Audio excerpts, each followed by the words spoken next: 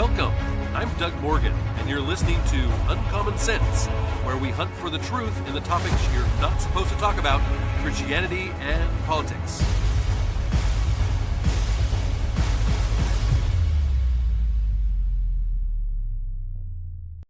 And welcome back to the podcast. In fact, it is FOMO Friday. Yes, every Friday here on the podcast, we love to dispense of your fear of missing out by bringing you the stories of the week that you should probably know a little bit about, and particularly from kind of a Christian perspective. A lot of it obviously has to do with our country and the world, and news stories that are happening there, but it comes from a Christian perspective, and so kind of gives you a nice idea about what's going on, particularly if you're not listening to that propaganda media anymore, right? Well, we start off with a series of articles from the Daily Wire, and this very first one comes from our court system. President Donald Trump can speed up deportations of illegal immigrants to new levels, thanks to a new federal appeals court ruling. Yeah, the D.C. Circuit Court of Appeals issued a decision Tuesday, allowing federal immigration agents to quickly deport illegal immigrants who can't prove that they've lived in the country continuously for 2 years or longer, according to the New York Times. Now, previously, federal authorities could only make the speedy removals when detaining illegal migrants at the border. Well, the deportations will likely only ramp up since the millions of targets of the order won't have the ability to fight their removal in court.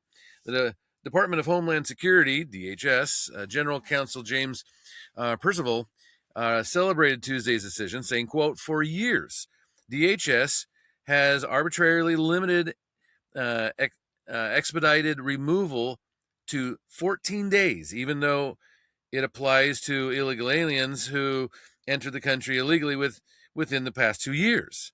Today, the D.C. Circuit vindicated our decision to apply the law as written. It's not too late to take a $2,600 check and a free flight home." So, yeah, it's still on the table. If you're an illegal immigrant, you can take the $2,600 and the free flight both and go back home. Well, two of the three judges on Tuesday's panel, both Trump appointees, by the way, sided with the Trump administration, according to the New York Times. Judge Robert L. Wilkins, an Obama appointee, wrote the dissenting opinion, shocker. In the majority opinion, Judge Justin Walker wrote that Congress gave the president the authority to expand the deportation policy.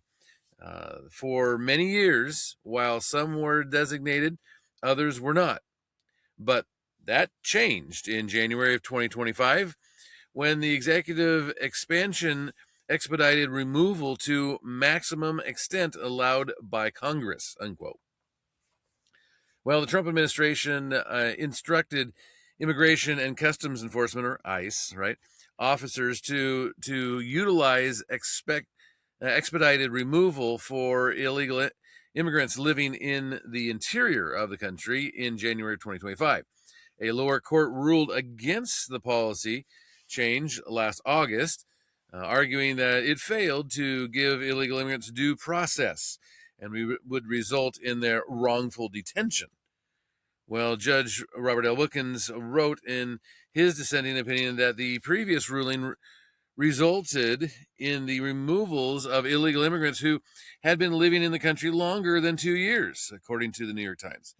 And he also wrote that the Trump administration failed to require federal immigration officers to ask potential targets of the policy how long they had been living in the country. Quote, "A procedure that can result in persons being deported pursuant to the expedited removal statute without even being asked how long they have been living in the country might satisfy due process for persons encountered at the border, but it is woefully inadequate for persons encountered in the interior of the country," he wrote. So, yeah, that's actually very good news that the roadblock, I guess is a good way to put it, that has been in the way of deportations for many is now being removed. And so we'll see how that speeds that process up. Well, someone who isn't happy about this ruling because, well, she thinks all deportations are wrong. Well, she just won her election. Yeah, and Andrew Walker, he wrote an opinion piece on this, and he is an associate professor of Christian ethics and public theology at Southern Baptist Theological Seminary. He's also managing editor of World Opinions, but he commented on what happened in New York, and it's a little scary, just to be honest with you. The news of Zoran Mandami backed slate of socialist candidates, Brad Lander and Claire Valdez, and also Dariliza Chevalier scored big wins in New York City's congressional primaries. Well, that should send a shudder down the spine of America as we behold the transformation in the gilded city of Gotham. Well, New York City's heavily Democratic base all but assures that last night's victories will take seats as members of Congress come January. Something tectonic is shifting across America's most elite sectors as candidates find receptive audiences among a voting bloc that explicitly devours core pillars of the American experiment. What we should lament is not only political, the disavowal of the free market and self-government, but spiritual as well. Post-Christian societies, which New York City has sadly become, are enacting post-Christian political economies. Let me repeat this because I think it's big. Post-Christian societies, which the New York City has sadly become, are enacting post-Christian political economies wherein officials become czars-like. Yeah, citizens become clients, and cultures deteriorate into ugliness and grievance. Well, political economies are downstream of assumptions about the human person and human societies, where Christianity and conservatism champion a constrained view of the human person and the need for government to balance competing interests under systems of law and liberty.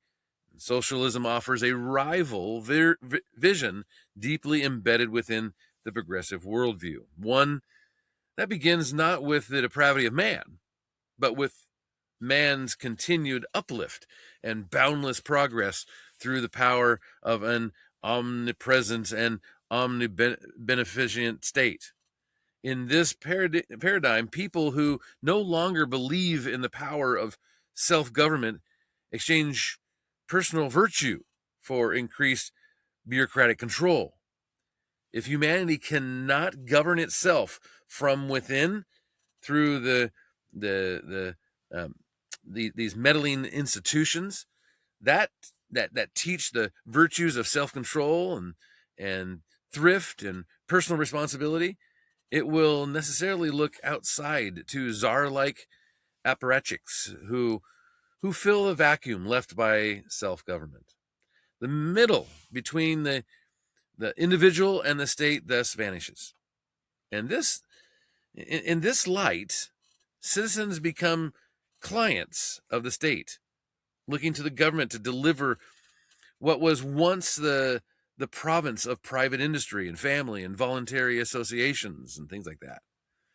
The socialist agenda, rent freezes, free transportation, city-run grocery stores, and universal child care, all funded by soaking the wealthy, is a grand act of displacement. Whatever one may think of any single plank of the socialist agenda, the result is a paradigm shift toward a provider-client relationship between the state and the individual. Here, the client cannot stand on his own and operates not within spheres of structures of civil society, but as a dependent. what's left is the residue of resentment and grievance among a people who look upon the fortunes of others, believing them theirs by right of simple lack. So, what's more, whatever progressivism touches, it eventually destroys. Consider the deleterious effect of progressivism on a city aesthetics, where everything is owned, in quotes, by everyone. No one sees it as theirs or their responsibility to steward their surroundings. No surprise then that progressive socialism produces debauched city centers, crime-ridden, dirty, bedecked with ugliness, where the transcendentals of truth and beauty and goodness are cast off. Public ugliness follows. In one of these type of worlds, this kind of thing is upheld at the cost of liberty. Even if one were to point to the relative success of state-sponsored socialism in Scandinavia, for instance, we must respond that the population differs between America and Scandinavia are stark, and that Scandinavia's culture it makes for an apples to oranges comparison. We should name Tuesday night's results for what they are: the casting off of personal responsibility and entrepreneurial ambition for a Fox social delivery by government dictate. But lament is not enough. In the same way that Jesus wept over Jerusalem for its refusal to, of the offer of what would bring lasting peace, so too must we look at what is unfolding in New York City and answer with superior counter arguments. We need not look far for, superior alternatives. States like Florida, Texas, Tennessee, these states where citizens are flocking to escape the onslaught of bigger government and higher taxes. And to be sure, Mandami's voters are reacting to perceived distresses, like housing costs and fraying social services, and a growing sense that American capitalism is rigged against them. But it is not enough for the Christian to dismiss the real or perceived plights of others. Genuine remedies grounded in personal responsibility and a bottom-up conception of the common good must be an offer. We must advance a meditating position between increased government control and libertarianism, a position that the Christian tradition refers to as ordered liberty, a conception of political order grounded in the reality that human beings are made in God's image, oriented to real, concrete, and objective human goods, and ordered under the banner of law. That vision requires a total reputation of the vision winning the day in New York City. So I know he's a little bit harder to follow, but I really liked his opinion piece here, because basically what he's saying is that in a post-Christian society, you're going to get post-Christian things happening. When the church takes itself out of leadership positions, there's going to be a vacuum, and that's going to be filled with non-Christian people and then with non-Christian ideas. And it's not just bad leadership. These type of individuals will bring non-Christian stuff with them, non-Christian ideas and non-Christian actions. It's one of the reasons we need to continue to be involved in these institutions such as government. But you know what? It's not all bad. I bring you good news. In fact, I bring you a follow-up to a story that we did not long ago about a Christian judge. A Christian judge in Texas.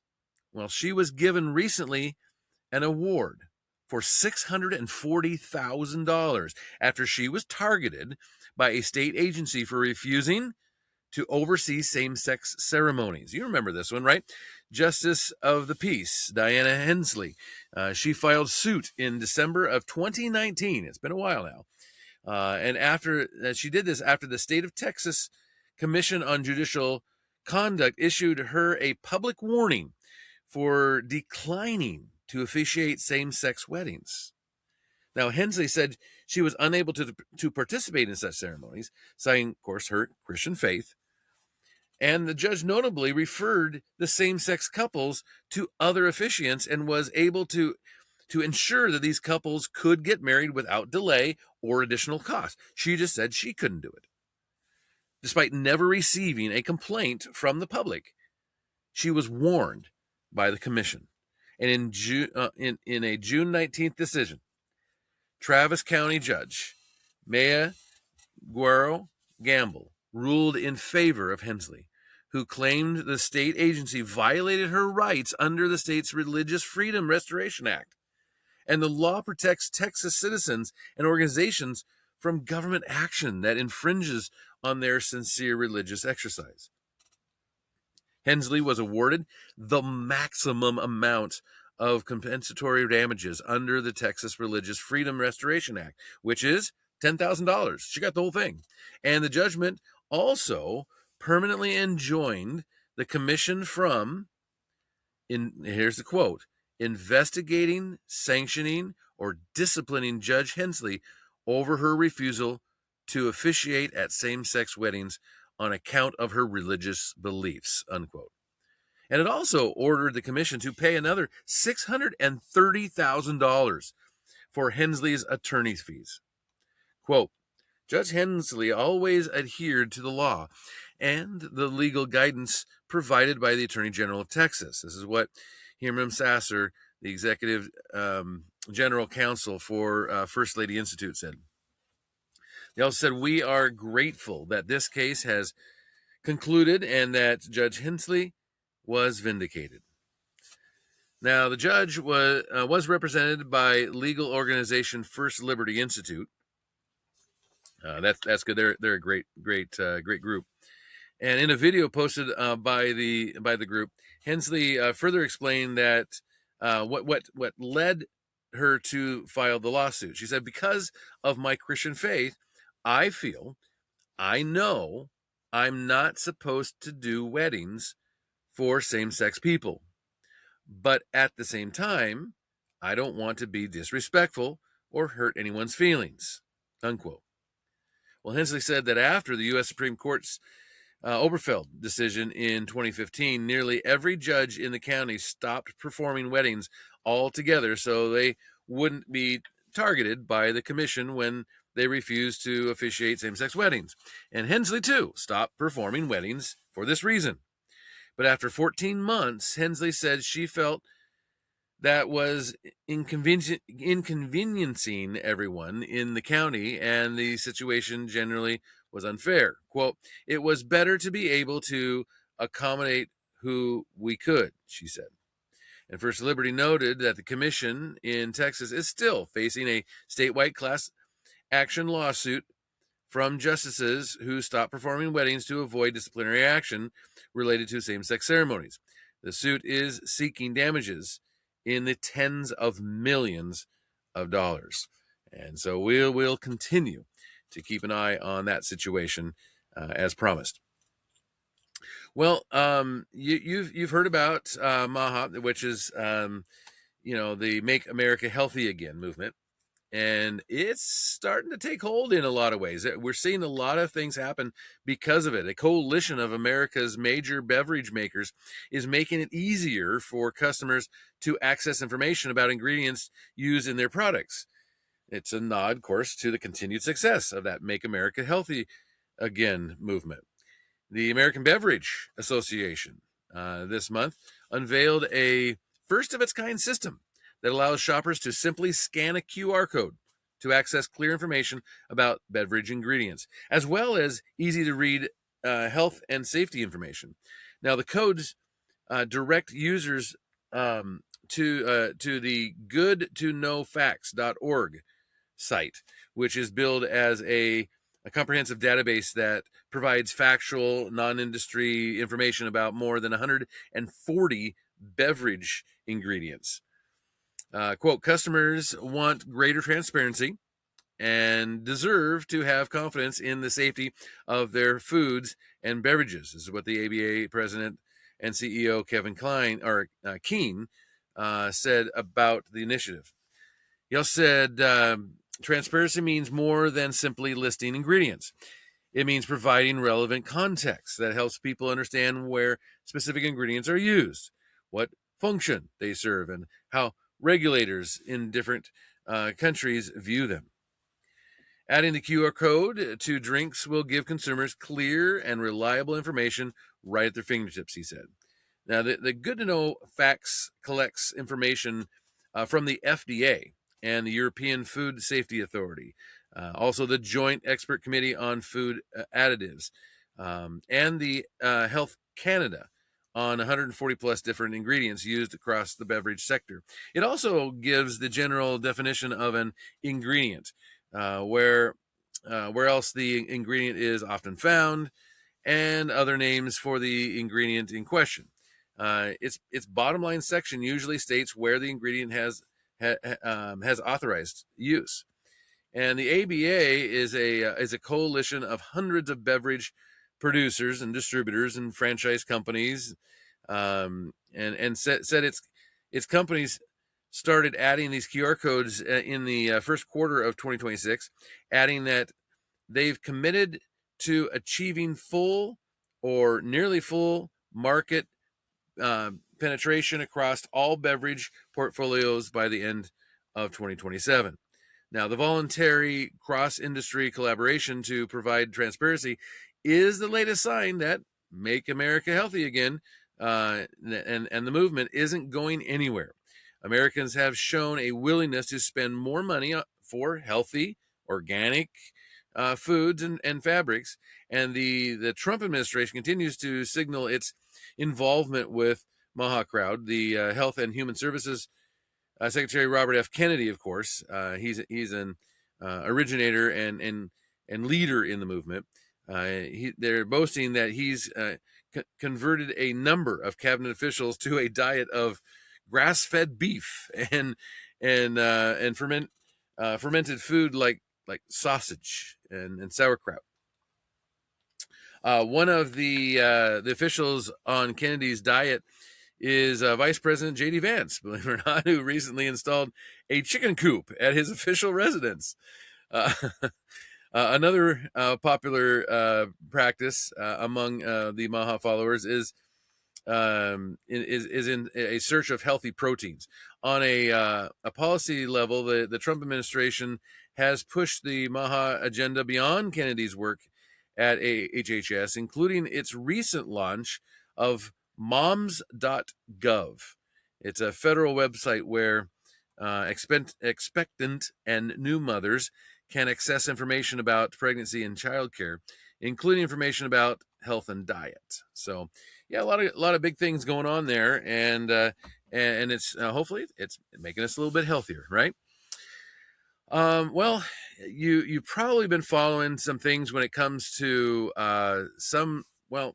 what a lot of people viewed as conservative or Republican type individuals, streamers and things like this, and kind of off the deep end that they've gone. And I thought Ben Shapiro did a really good job of commenting on some of these, in particular what happened this week, and that was to Tucker Carlson. Yeah, Tucker Carlson says he no longer supports the Republican Party. He's no longer Republican anymore. That's the same as Nick Fuentes, Candace Owens, and Marjorie Taylor Greene. Now, for a long time, he says, I've been talking about ideological borders for conservatives because words have meanings and political movements must have borders. It turns out these, quote, Republicans, unquote, are self-deporting, which is a good thing. I don't know if they're getting their $2,600, but anyway, it's a good thing because what we don't need in the party are people who won't assimilate into our culture or our values and who would like our enemies to win. And good riddance. Vice President J.D. Vance was recently on Megyn Kelly's show in order to trot out his defense of the Iran deal. And he said something interesting, that even if you disagree with the administration, you should vote Republican, because the alternative is to put Democrats in power. And that makes sense. Let's put aside all the nonsense that the vice president was peddling about how we really need a bunch of people who love the Iran deal to stay in, because otherwise the neocons are going to win, et cetera, et cetera. The whole point of what people on the horseshoe right or the woke right are doing to destroy the Republican Party from within, to throw their support to someone else in order to get the Republican Party to run after them. I'm okay with people who are, rabidly anti-American leaving the party. I don't think we need them here. I think that if you came into the Republican Party because you were a refugee from your home party or from your home ideology, and we brought you in here as a kindness, and then you proceed to take advantage of our system and proceeded to believe that we were going to change all of our principles for you, well, it's time for you to self-deport.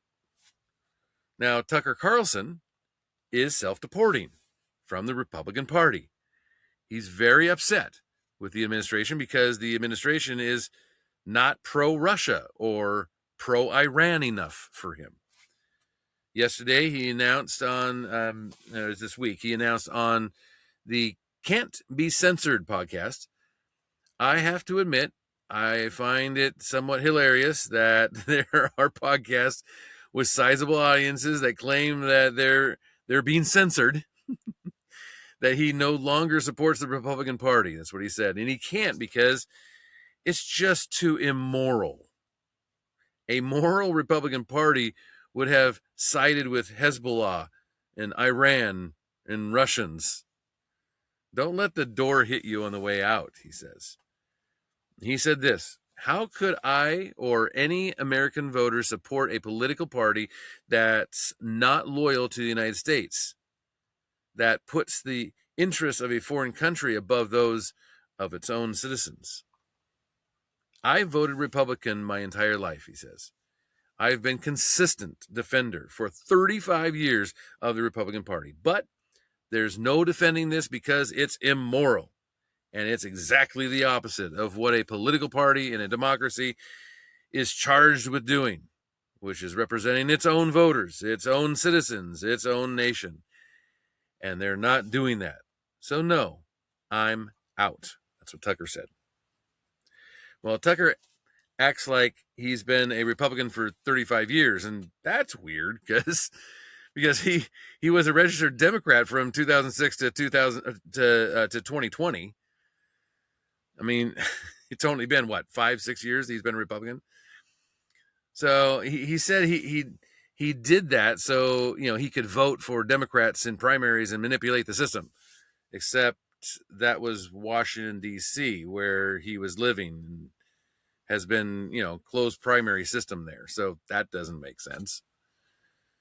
I have some questions, he says. He says, if the Republican Party will not support Vladimir Putin's aspirations in Ukraine, if the Republican Party will not sing the glories of Russia, bread and Russian subways and Russian hamburgers, if the Republican Party will not bend over for Qatar completely, if the Republican Party refuses to just cheer on the Iranians as they foster terrorism throughout the region, my goodness, what are we even doing here?